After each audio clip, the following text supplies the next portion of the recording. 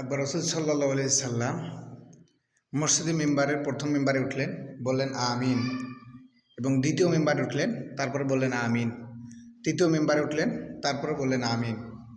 সাহাবীরা এই কথা শুনে জিজ্ঞাসা করলেন, ইয়া রাসূলুল্লাহ, এর পূর্বে তো আপনি আমিন এইভাবে বলেন নাই, আজকে এটা বলার কারণ কি? আল্লাহর হাবিব সাল্লাল্লাহু আলাইহি সাল্লাম বললেন, এই মুহূর্তে জিবরিল আমিন আমার কাছে আসছিল, বললেন যে ধ্বংস হোক ওই ব্যক্তি যে রমজান পেল কিন্তু তার গুনাহ মাফ করাইতে পারলো না। আমি বললাম আমিন। তারপরে দ্বিতীয়ত ওই ব্যক্তি যে ধ্বংস হোক ওই ব্যক্তি যে তার পিতামাতা থাকা সত্ত্বেও সে জান্নাত কামাই করতে পারলো না, ধ্বংস হোক ওই ব্যক্তি। আমি বললাম আমিন। তারপরে তৃতীয় নম্বর ওই ব্যক্তি যে ধ্বংস হোক ওই ব্যক্তি যে রমজান পাইল কিন্তু কি তার আত্মীয় স্বজনদের সাথে সম্পর্ক গড়ে তুলতে পারলো না, আত্মীয়তা ছিন্ন করলো, ওই ব্যক্তি ধ্বংস হোক।